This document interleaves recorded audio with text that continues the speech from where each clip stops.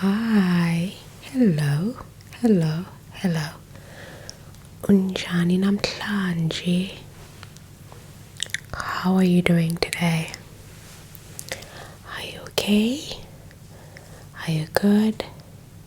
Is everything okay? I hope everything is going well and that you are good.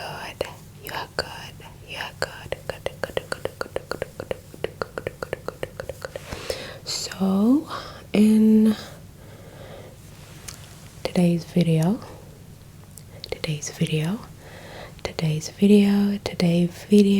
I wanted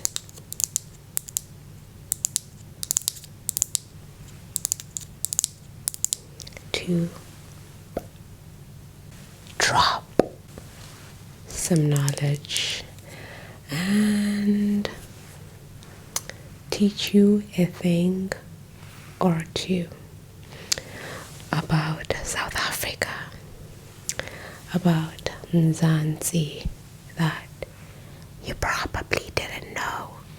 You probably didn't know. So, what is that thing? What is that thing? What is that thing? You may wonder. Well, I wanted to ask you,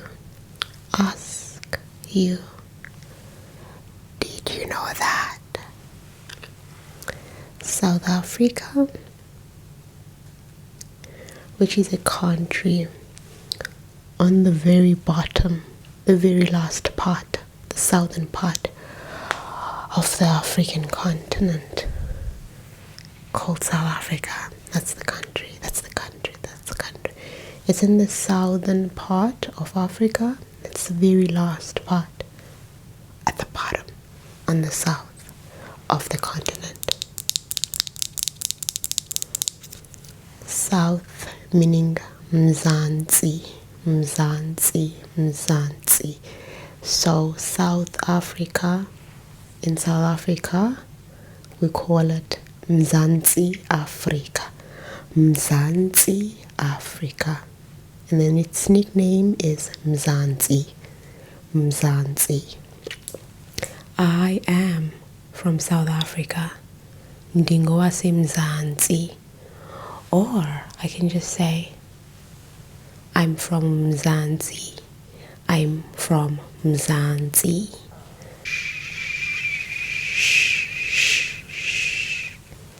Meaning I'm from South Africa.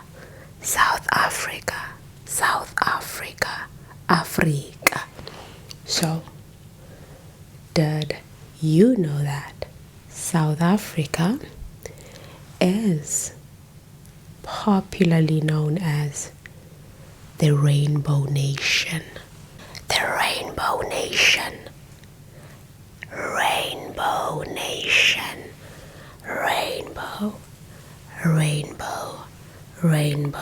Rainbow Nation. South Africa is also popularly known as the Rainbow Nation. So,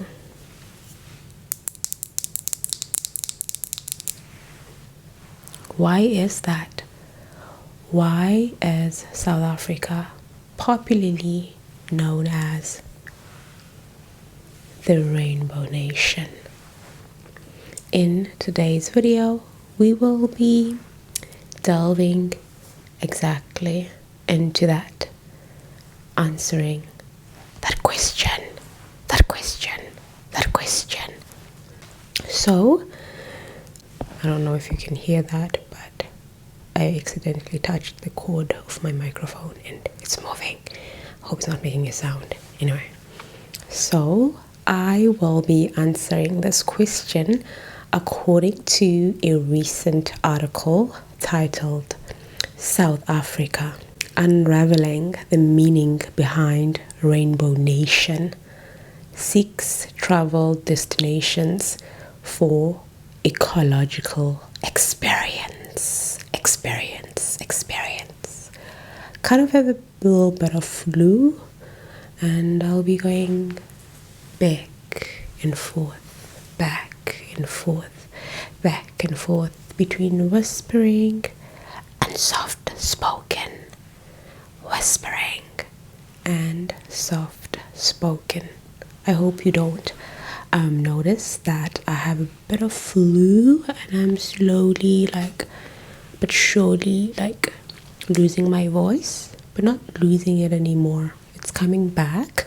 I had a flu and now I feel a bit better, but yeah, that's it. Now let's start reading the article to fully understand why South Africa is the Rainbow Nation.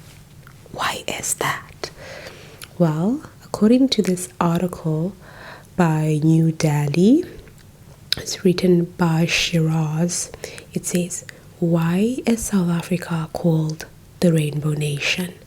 Here's all you need to know, along with 6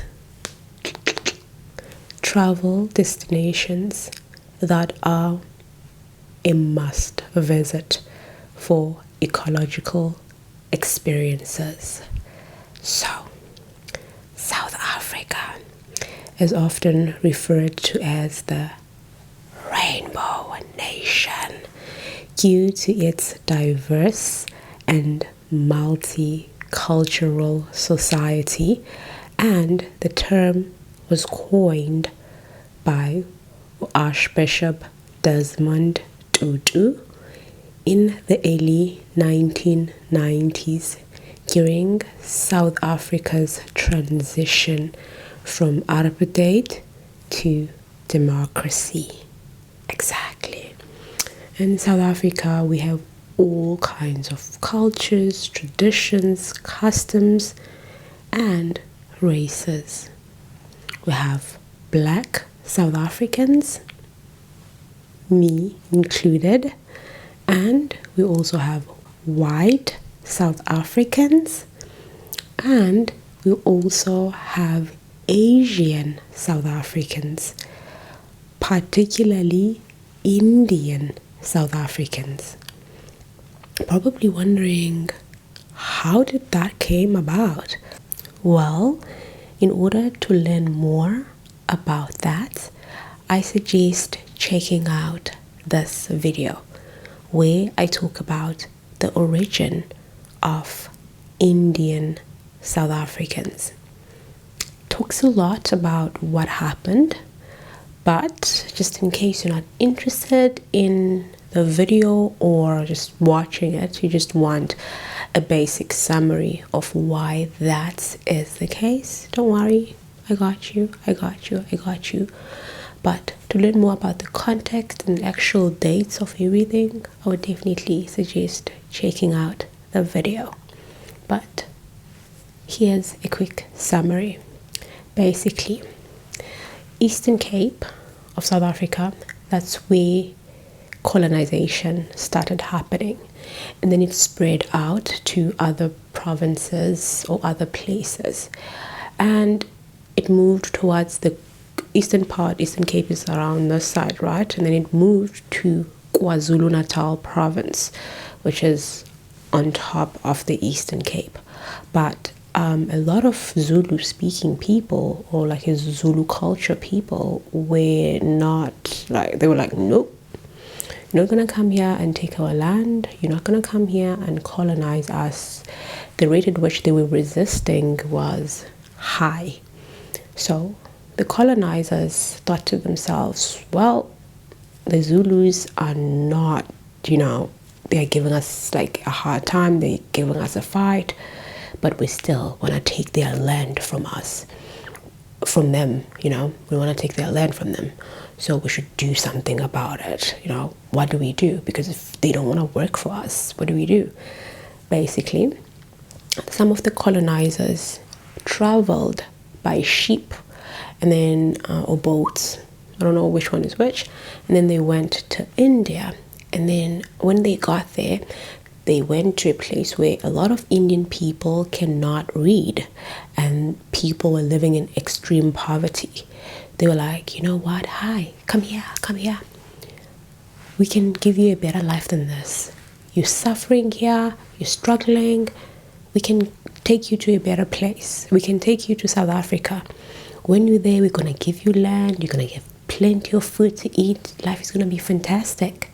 So what you all need to do is just sign here, just sign in this little piece of paper.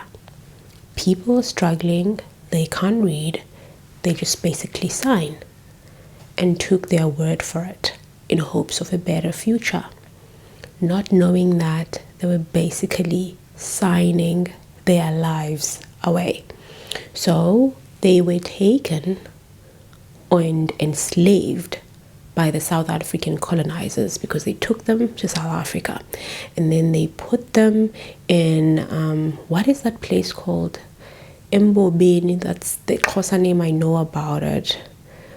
I'll put a subtitle of the name in English here. Is it Newcastle? I think Newcastle, right? The KwaZulu-Natal province of South Africa is famous for growing sugarcane. It's the best place for growing sugarcane. So that's where you have a lot of sugarcane plantations. So the Indians were enslaved and put on these sugarcane plantations to grow the sugarcane for the colonizers. So they worked in the field growing the sugarcanes, and there was no way of going back, and they were already poor, and there's no going back, and this is not their land, so they were left stranded and basically worked in the sugarcane fields producing sugarcane. So that's what they did for a while. And then when the South Africans were fighting for democracy, the black South Africans fighting for democracy, the way Indians were also fighting for freedom because they were working in the sugarcane fields. They're also fighting for their own freedom. And when South Africa became a democratic country, the Indians were also given the right, like if you want, you can go back home, or if you'd like, you would be given a piece of land here in South Africa where you can, grow your family, grow your crops, and continue to live as a South African citizens. A few of the Indians, opted to just go back home, and some of them said, what, we already made a life here, we would like to get land and continue with our lives. And that's how Indian South Africans got to be. As a matter of fact, KwaZulu-Natal province of South Africa, which is where they were taken to, which is a province or a state or a prefecture here in South Africa, is a prefecture or a state, what we call a province, with the largest number of Indian people outside of India. A lot of people do know that outside of India, the place with the most Indian people in the world is South Africa, KwaZulu-Natal province. So some people probably didn't know why. So that's basically the big story of what happened and how it got to be. So we have whites, we have blacks, we have Indians, we have colored as well. I know in America the word or term colored is used as an offensive term. In South Africa, it's not an offensive term. If you are biracial or mixed race in South Africa, you are colored. So those are the different races that we have. And just to easily explain things, if you're looking for employment, such things are taken into account.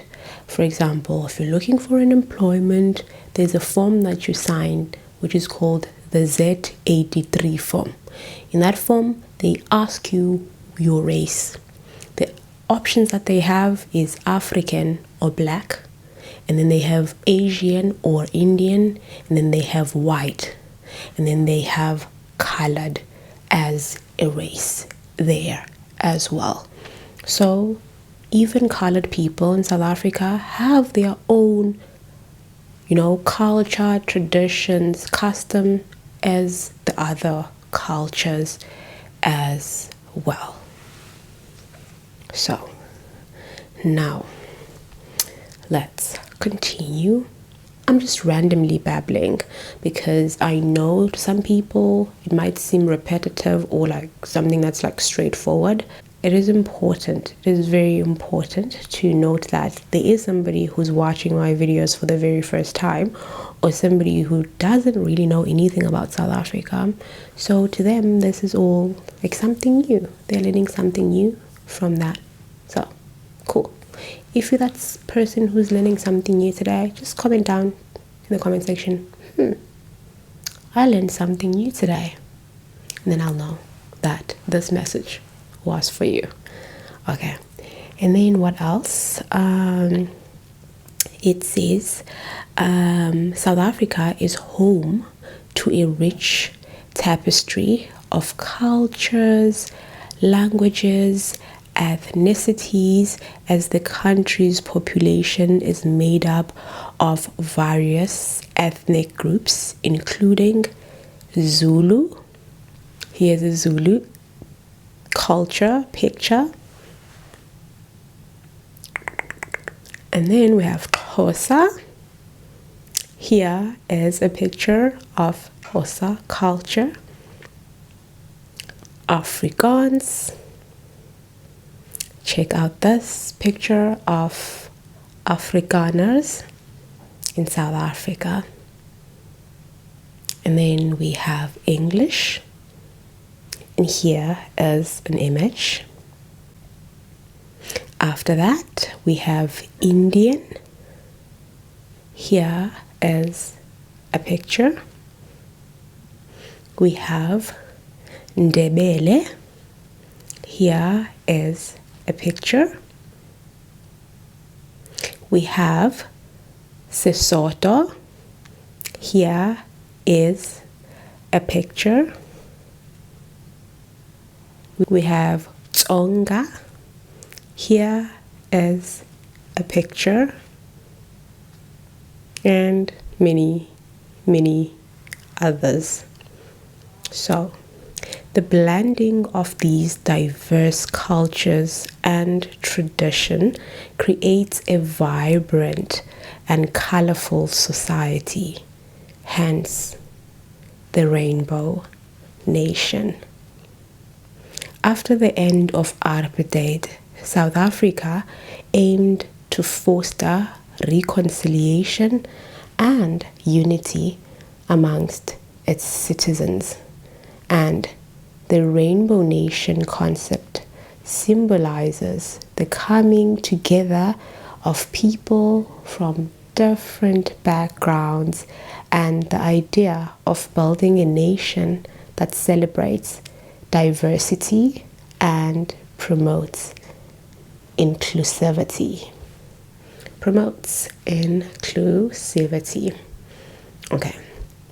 Nelson Mandela, South Africa's very first democratic elected president, played a crucial role in promoting the Rainbow Nation concept, and he advocated for a society that embraces all its citizens, regardless of race, ethnicity, or religion, embracing and celebrating the country's differences, both culturally and racially.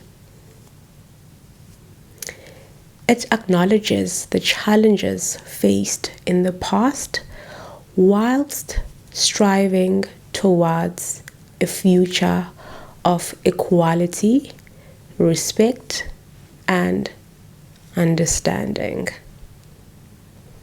South Africa is a captivating destination that offers a diverse range of experiences for travelers, where from its vibrant cities to its breathtaking landscapes, it is a country that enthralls visitors with rich cultural heritage and natural wonders. Speaking of its vibrant cities, it is worth noting or mentioning that South Africa does not have one, not two, but rather has 3 capital cities. I know,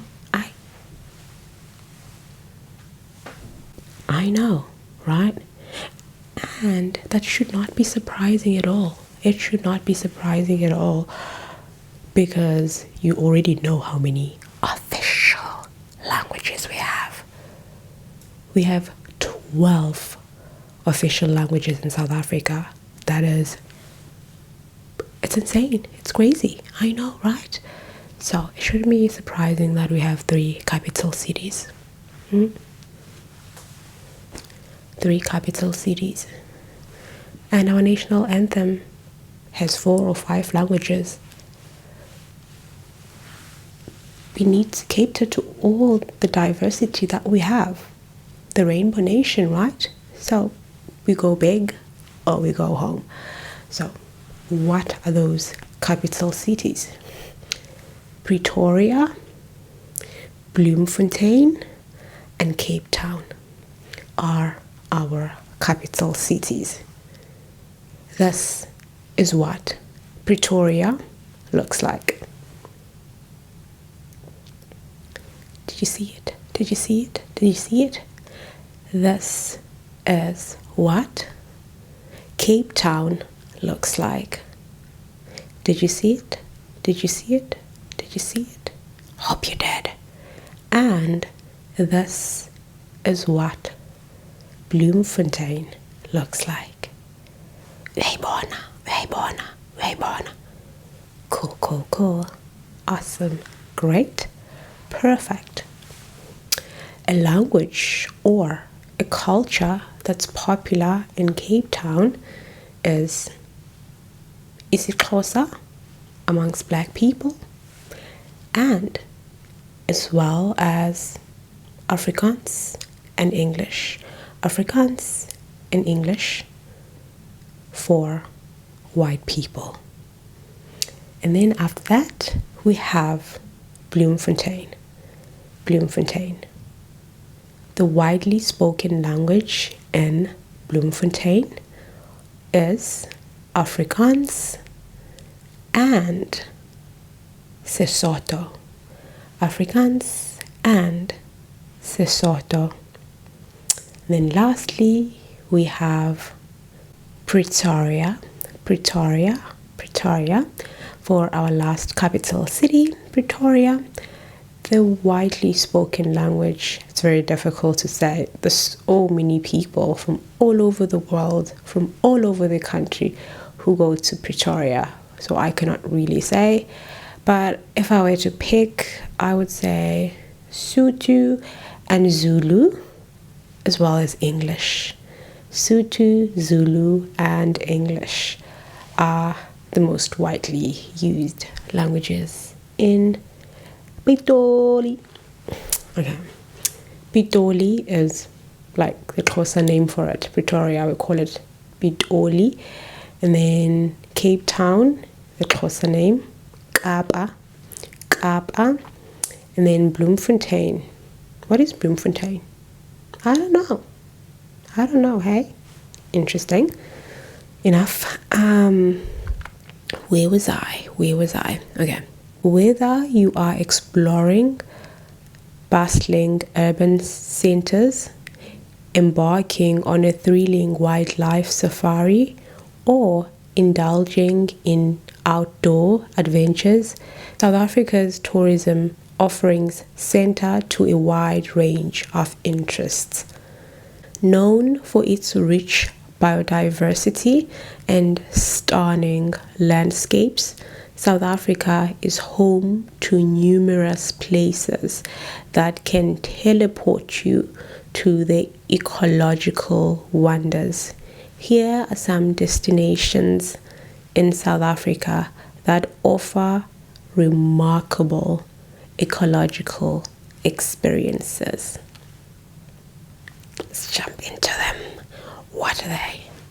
destination number 1 is Table Mountain National Park. Table Mountain National Park, very famous, located in Cape Town. Table Mountain National Park is a UNESCO World Heritage Site and a haven for nature enthusiasts. The park encompasses the iconic Table Mountain, a flat-topped mountain offering breathtaking views of the city and surrounding coastline. Explore the diverse flora and fauna, hike scenic trails, and encounter unique plant species, including enchanting fynbos. Yes, that is absolutely true. And the Table Mountain got its name because it is flat. And because it is flat, it resembles a table. It's like you can just sit in there and just like munch and have food. And speaking of fynbos, in the Western Cape province of South Africa, there are a lot of alien invasive species. And these alien invasive species absorb or take up large quantities of water, making the area susceptible to wildfires. So, due to climate change and the impact of drought, making it, even more prone to wildfires, the department has decided to slowly remove invasive alien species and replace them with fynbos. As a matter of fact, some of the wine farmers, because Western Cape is known for its wine. It's a wine producing province in South Africa. So some of the farmers decided to just remove the alien species and start planting fynbos, which is native to South Africa. The fynbos then acts as a natural pest control, implying that it's making it's more like sustainable, because it's making the farmers not use toxic agrochemicals such as pesticides and insecticides, which eventually deteriorate our environment. So this is actually a beautiful thing for the fynbos to act as a natural pest control, which then further proves the fact that we should let nature, take care of itself, because every time we as humans start to interfere, we eventually, destroy our world. Hence climate change. All these toxic chemicals which release large quantities of greenhouse gases that trap up heat, and now we're like, drought this, No. Let's let nature take care of itself so that we can, minimize the rate at which these toxic chemicals are emitted. And hopefully one day, by making sure that we are absorbing some of these toxic, gases, particularly carbon, hopefully one day we can reach a net zero, a net zero world. But by the grace of God, maybe even a net negative impact, whereby the more carbon is being stored than the one that is being released. Only one can dream, right? We can do it. Let's try. Anyway, now let's get back to our destinations. What's our second destination? Our second destination, let's just say nature reserves. The nature reserves in South Africa are amazing. I do not know how to pronounce this name. It's Blade River Canyon Nature Reserve. is it Blade River Canyon Nature Reserves, situated in Mpumalanga province. The Mpumalanga province of South Africa has the most beautiful nature reserves. If you want the safari experience, definitely go to Mpumalanga. Perfect. The Blade River Canyon is one of the largest canyons in the world, renowned for its dramatic landscapes and lush vegetation. Discover the panoramic viewpoints such as God's Window and 3 rendezvous where you can witness the grandeur of the canyon, cascading waterfalls. Oh my goodness, just thinking about it is like, oh, I just want to go so bad. I've been to Mpumalanga, and I did post a couple of videos for you guys when I was at the Kruger National Park, and I've also visited other places around the Mpumalanga province, the waterfalls. I did make a couple of videos for you guys. I can't remember what I titled them though. But if you do just scroll down up until you find elephants or something like that, you will see something. And then I also made a video of me just driving by Nelspruit there in Mpumalanga. So you should definitely check that out. They're super cool videos. If you're into nature videos, you'll enjoy those. And then our fourth, what was the first one and the second one? Oh, I skipped number 1. I started with 1 as Table Mountain. I started with 2 as the Canyon Nature Reserve, and then number 3. It was number 1, but we're gonna make it number 3. Number 3 is the Kruger National Park in Mpumalanga. Kruger National Park is one of Africa's largest game reserves. Kruger National Park is a wildlife lover's paradise with its diverse ecosystems, including open savannas, diverse forests, and the park boasts an incredible array of wildlife, including the iconic Big 5. What is the Big 5? The Big 5 mammalian, herbivores. No, not herbivores. The big, 5, major animals or mammals that you can see in South Africa. I'm just trying to know how I can make the Big 5 important animals that you must definitely see when in South Africa. The first one, definitely, the elephant. Must see the elephant, the African elephant. And then secondly, you should definitely see the rhino. The rhino, secondly. Then thirdly, the African buffalo. Thirdly, the African buffalo. Number 4 is the leopard. The leopard. And then lastly, you should definitely not leave the Kruger National Park without seeing the king of the jungle, Ingonyama, the lion, Simba Ingonyama. Which is pretty cool because Simba actually means lion, which I thought it was just a name given to a lion, but Simba does mean lion. You learn something new every day, right?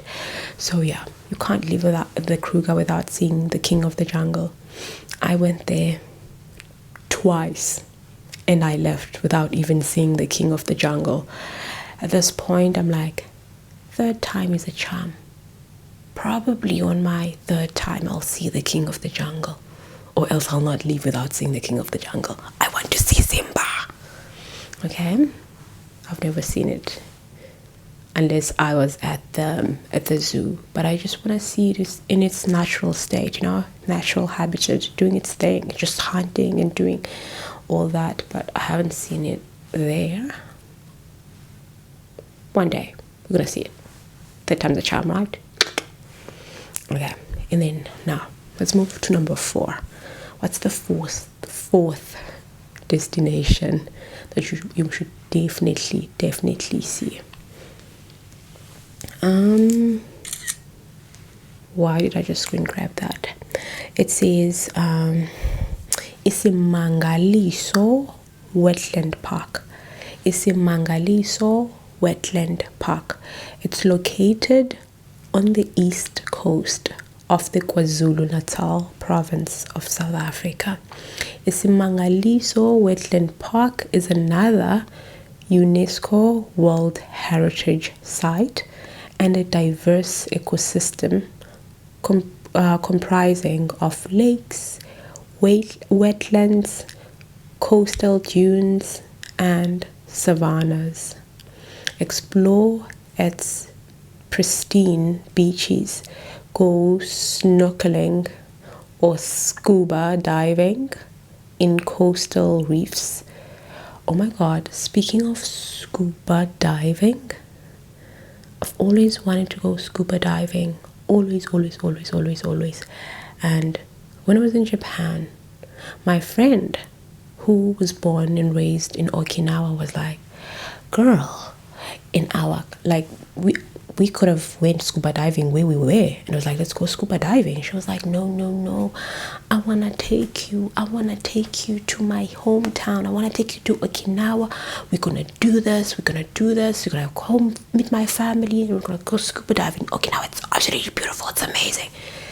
And then that time never came. I left Japan before even going scuba diving with her in Okinawa, which is like, I wish I had gone scuba diving by myself. I would have done it by now, which is why when I want to do something now, I never tell people at all, because I don't want people to say like, let's do it together, and then it never comes because I'm waiting to do it with other people. When I do something, I do it now, all by myself. I do it now because there's so many opportunities where I could have scuba dived, because I have gone to Okinawa, but I've gone to Okinawa for presentation purposes. We would go, to different prefectures to present. And we once went to Okinawa with our institution for presentation purposes. But I was like, you know what? And then after that, we went out and about to enjoy things. Then we went to a nice beach area, and I was like, you know what? I'm just gonna take a boat ride. I'm just gonna swim here and not scuba dive, and just like look at the fishes, just like, have that thing that blows, and then just look at the fishes here. I'm not gonna go scuba diving because I'm gonna go scuba diving here with my friend. It showed me flames. I'm like, I wish I'd gone scuba diving, but there's always time for everything. I'm pretty sure we're gonna do it, because now we even joke about it. She's like, come back, we still need to go scuba diving. Come back, we need to go scuba diving. She always jokes about that, and every time she goes scuba diving, because she does it all the time, she just sends me a video like, I'm scuba diving. I'm like, thanks a lot, Rachel, thanks a lot. But I'm gonna go scuba diving. It's so freaking expensive here in South Africa, very expensive. It was so affordable, or at least cheaper that side than it is here. So I'm like, yeah, I'm not paying that amount of money out of my own pocket to do that. The nice thing about being that side is that we did those things, they were already paid for us to do them for free, we just like choose which one to do. Now I'm like, out of my own pocket for scuba diving, that amount, yeah, maybe if I was on my honeymoon or something like that, then I could do it. But now, just in J, I don't. I just want to save it for a special occasion with somebody else, not just me. For now, I'd rather just go like swimming with the sharks. It's cheaper to go swimming with the sharks. You're just in a cage, and then there's just sharks all over around you. I want to do that so bad. It's in my bucket list, and I'm gonna go soon. Winter has started, and it's so difficult to book a place with those people, but I'm definitely having a spot for this coming summer. Definitely going to swim at the sharks. Definitely doing that. And then after that, is this still an ASMR? I'm just babbling. Guys, I'm trying by all means to make my voice like relaxed, so that if you want to fall asleep, you can still do that. This video is all about just me babbling, just me teaching you random things, in a fun, just chilled manner, you know. Cool, awesome, great, perfect. And then after that, we have number 5. Number 5 is the Garden Road Park. The Garden Road Park. Stretching along the southern coast, the Garden Road Park, National Park, is it raining or is it windy? Is a picturesque region renowned for its lush forests, coastal cliffs, and scenic lagoons. The park encompasses diverse environments from the Gneisner Forest to the ragged Tsikama coastline. Enjoy activities like hiking, canoeing, bird watching, encountering unique plant species like ancient Otonic yellowwood tree. What is that? I don't know that. Let me Google it and show you, just in case you don't know that as well. Did you know it? I hope you did. And then our last destination is, I don't know how to pronounce this word either, Ograbis Falls National Park. It's situated in the Northern Cape. This national park is home to the impressive Ograbis Falls, where the Orange River cascades down a series of rugged cliffs. Explore the surrounding rocky landscape, spot wildlife like baboons. Ooh, that is so interesting. And marvel at the breathtaking sunset over the falls. Sounds like a great experience. Oh my goodness. As I'm reading this, it feels like I'm mouth watering from like the beautiful scenery of these places, because they look so peaceful, so beautiful, and so amazing. And being surrounded by nature is something that's always just, it makes me at peace, like, ooh, relax. It always relaxes me, and I like it so much. So yeah, those are the nice places that are cited, or listed rather, in the article that I have been reading, you guys. So you learned more about the Rainbow Nation. The Rainbow Nation. That is South Africa, Mzansi Afrika. And you learned more about different places that are most famous that you can probably visit in South Africa. If you want to learn more about the underrated, places that you can visit in South Africa, you're like, ooh, I like this place, where can I go? I like this kind of vibe, where can I go in South Africa? Maybe you can list it down in the comment section. And if there's a South African watching the video who knows about that place, or maybe me, I know a place that I can recommend to you, I can definitely tell you, like, oh, you should definitely go there. If you're like, yeah, I've been to like the Table Mountain and I've been to South Africa, but I didn't have the true cultural experience because I was just surrounded by other tourists, and I don't want that kind of vibe. I want to eat South African food. I want to sit on the floor. I want to dance around the fire. I want to wear umbhaco and just have like the Xhosa beadwork and like Xhosa face painting. Where do I go? What do I do? I want that experience. Don't worry. There's so many beautiful places that you can go for that experience too. Comment your preferences or what kind of experience that you would like in South Africa, because these places that were listed here were more about the scenery, the beautiful scenery of South Africa. If you want to see the animals, the landscape, the plants and all that. But if you are into food, you are into culture, you are into customs, you are into traditions, then obviously you would need to go to different places. So yeah, let me know, or let people watching this know. Then we can definitely recommend places. For example, I can recommend you a couple of places in the Eastern Cape. You know,